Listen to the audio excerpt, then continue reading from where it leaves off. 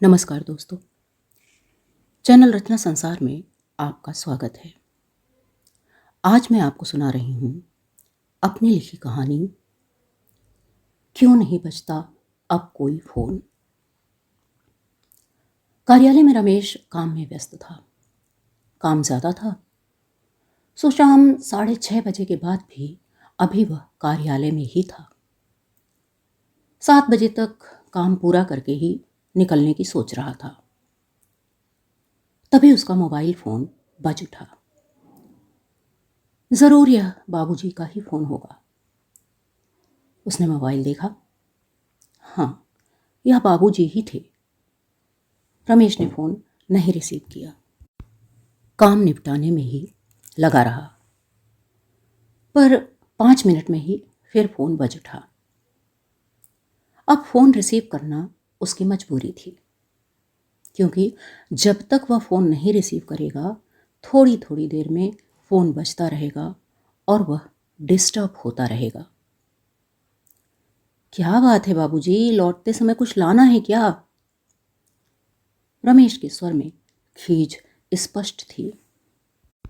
अरे, तुम्हें देर हो रही थी तो बस सोचा देखूं कहाँ हो तुम। बाबूजी के स्वर में चिंता थी। अरे बाबूजी, छोटा सा बच्चा नहीं हूं कि कहीं खो जाऊंगा। और रमेश ने फोन काट दिया। यह कोई नई बात नहीं थी। बाबूजी का फोन जब तब बजता ही रहता है, दिन भर में कई बार।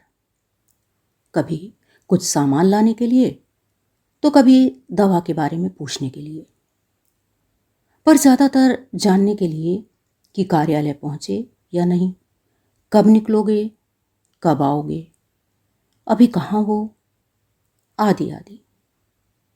रमेश खींच उठता था। कई बार फोन नहीं भी उठाता था, पर मन नहीं मानता था। थोड़ी देर में खुद ही फोन मिला देता था। आज घर पहुंचते ही रमेश बाबूजी पर बरसा। बाबूजी, कितनी बार कहता हूं कि इस तरह जब तक फोन मत मिला दिया करिए। कभी मैं स्कूटर चला रहा होता हूं, तो कभी कार्यालय में व्यस्त होता हूं या कहीं किसी दुकान पर होता हूं, और जब तक फोन उठाऊं ना, आप फोन करते ही जाते हैं, करते ही जाते हैं। अरे बाबा, नहीं करूंगा अब फोन। अब तुम आ गए, दिल को तसल्ली मिल गई। कुछ झेपे से पर निश्चिंत हो गए बाबूजी बोले, कहते आप हमेशा यही हैं, पर उस पर अमल कहाँ करते हैं? अरे भाई, छोड़िए भी आप लोग यह नोक झोंक। चलिए चाय पीजिए, गरम गरम प्याज की पकौड़ियों के साथ। यह थी रमेश की पत्नी सीमा। वाह बहू, तुमने तो मेरी खास पसंद की चीज बना दी। आटे में बनी है ना, बेसन वाली मुझे कम अच्छी लगती है। हाँ बाबूजी, आपकी पसंद नापसंद मुझे पता है, सीमा बोली। सचमुच कितना ख्याल रखती है बहू सीमा बाबूजी का। बेटा रमेश कम ख्याल नहीं रखता। उनकी दवाएं, उनकी ज़रूरत का हर सामान लाना वह नहीं भूलता, पर बस बोलने से बाज नहीं आता। और बाबूजी ही कहाँ पीछे रहते हैं बोलने में। तो बस बाप बेटे की नोक झोंक चलती ही रहती। चाय की घूंट लेते बाबूजी की निगाह टिक गई सामने टंगी धर्म पत्नी की फोटो पर। कितनी जीवंत, लगता है जैसे बस बोल पड़ेंगी, पर नहीं, अब वे कभी नहीं बोलेंगी। 3 वर्ष हुआ जब लंबी बीमारी के बाद पत्नी साथ छोड़ गई। हर सुख दुख की सहधर्मिणी। बड़ा सुखमय जीवन रहा था दोनों का, पर कुछ वर्ष पूर्व बड़े बेटे का एक सड़क दुर्घटना में न रहना तोड़ गया था दोनों को। पत्नी इस सदमे को अधिक दिन बर्दाश्त नहीं कर पाई और संसार से विदा ले ली। पर बाबूजी ने संभाला, सहेजा खुद को, बड़े बेटे के परिवार के लिए और अपने दूसरे बच्चों के लिए। ऐसे में उनकी लेखनी ही उनका सबसे बड़ा संबल बनी। लेखन उनका कर्म था, उनका धर्म था। लेखनी उनकी ताकत थी, उनकी पूजा थी। संभवतः 19-20 वर्ष की आयु में लेखन का जो सिलसिला शुरू हुआ वह आज 85 वर्ष की उम्र में भी नहीं थमा था। प्रतिष्ठित साहित्यकारों में नाम था उनका। इस लेखन ने ही उन्हें जीवन के झंझावातों में भी हौसला बनाए रखने की हिम्मत दी थी। बाबूजी ने जिंदगी को भरपूर जिया था। आशा और उत्साह से भरा रहता था उनका मन। जिंदगी के हर पल को खुशी से जीने का प्रयास रहा था उनका। तीज त्योहार हो या और कोई मौका, उनका उल्लास, उनकी उमंग देखते बनती थी। जितने उत्साही, जितने खुशदिल, उतने ही कर्मठ, उतने ही सामाजिक, सभी का सुख दुख बांट लेने को तत्पर। धन संपत्ति तो बहुत नहीं जुटा पाए, पर कभी कोई कमी भी नहीं रही। बड़े चाव से बनवाया था उन्होंने एक छोटा सा घर। इसके एक एक कोने से प्यार था उन्हें। बच्चों को अच्छी शिक्षा दी, सबके शादी ब्याह किए, सब अपने परिवारों के साथ खुश थे। सो बाबूजी भी खुश थे। पत्नी के साथ अपने घर में अच्छा समय बीत रहा था उनका। पर पहले बड़े बेटे और फिर पत्नी के न रहने के बाद छोटे बेटे ने उन्हें अकेले न रहने दिया, अपने साथ ले आया। नया शहर, नए लोग, नया परिवेश। पर बेटा बहू, उनके बच्चे तो अपने थे।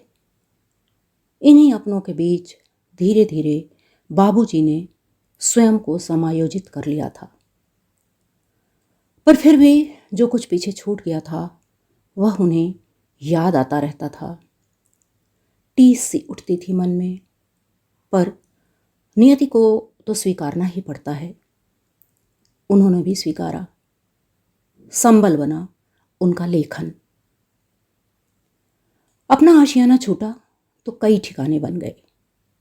कभी बड़े बेटे के परिवार के पास तो कभी दोनों बेटियों के पास चले जाते, पर प्रमुख रूप से रहते वे छोटे बेटे के पास।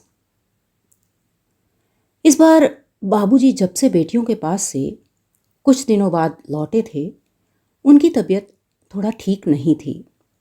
उनका इलाज चल रहा था।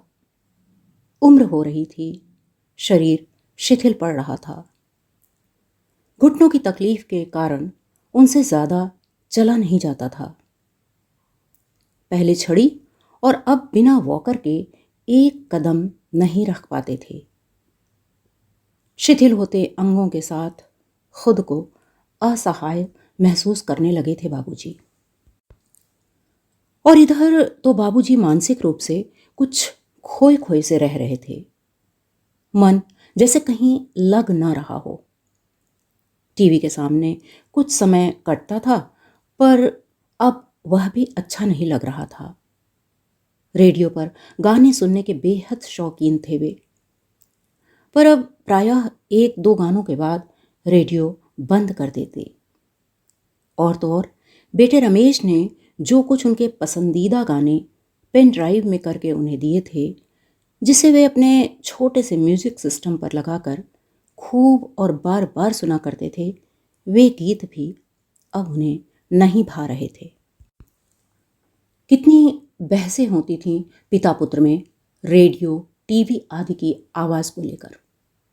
रमेश प्रायः कहता, बहरा हो जाऊंगा, इतनी तेज आवाज़ हर समय सुन सुनकर। बाबूजी वॉल्यूम कुछ कम कर देते, पर थोड़ी ही देर में फिर आवाज़ तेज हो जाती। और अब तो रमेश खुद लगा देता उनके पसंदीदा गीत तेज वॉल्यूम पर बाबूजी जल्दी ही बंद करवा देते। 85 वर्ष की उम्र में भी जीवंत और जीने की ललक रखने वाले बाबूजी अपनी शारीरिक अक्षमताओं से जैसे टूट रहे थे। उनमें आ रहे ये परिवर्तन बहू और बेटे दोनों को चिंतित कर रहे थे। इलाज बराबर चल रहा था, पर शायद बुढ़ापे का कोई इलाज नहीं होता। उनका गिरता स्वास्थ्य देख बेटियां भी आ गई थीं 2-4 रोज के लिए। और इसी बीच अचानक बाबूजी अपनी अंतिम यात्रा पर निकल लिए। पीछे छोड़ गए अपनी यादें, अपनी बातें।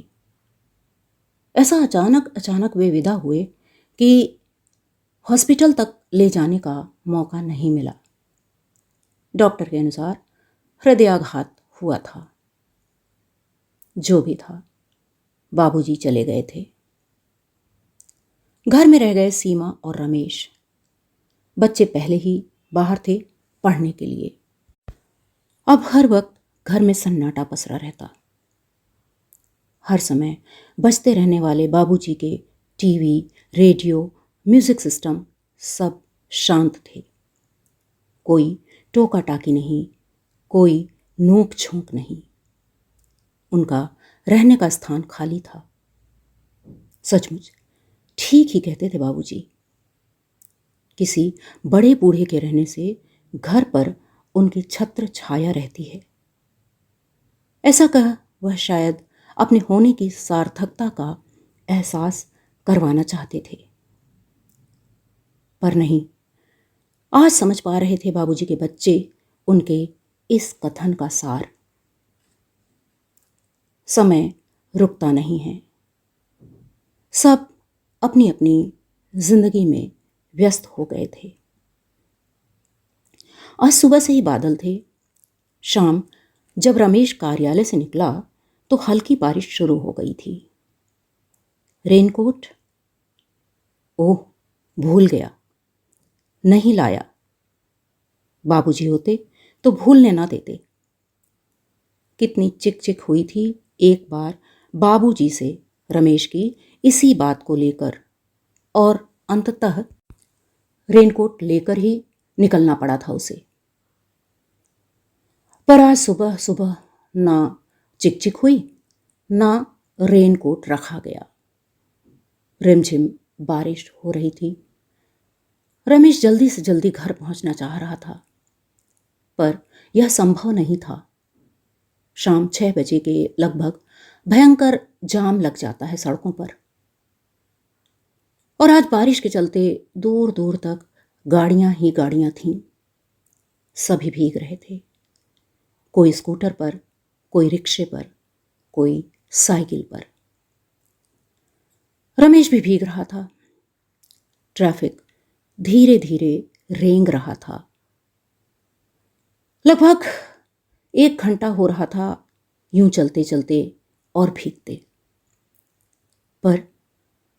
पर कोई फोन नहीं बजा था रमेश से यह पूछने के लिए कि कहाँ हो, बहुत तेज बारिश हो रही है, भीग तो नहीं रहे हो। रमेश की आंखों से आंसू छलक पड़े, जो बारिश की बूंदों के साथ गालों पर से छुलक गए। आज कितना कितना इंतजार था उसे उस फोन का जिस पर वह हमेशा खींच उठता था। पर नहीं, कोई फोन नहीं बजा। उसका मन चीख उठा था, क्यों क्यों नहीं बजता अब कोई फोन। और वह धीरे धीरे ट्रैफिक में आगे बढ़ रहा था, मन में फैले सन्नाटे के साथ। तो यह थी मेरी कहानी, क्यों नहीं बजता अब कोई फोन। आशा है पसंद आई होगी। फिर मिलेंगे इसी चैनल पर एक नई कहानी के साथ। तब तक के लिए विदा। आपका दिन मंगलमय हो। धन्यवाद।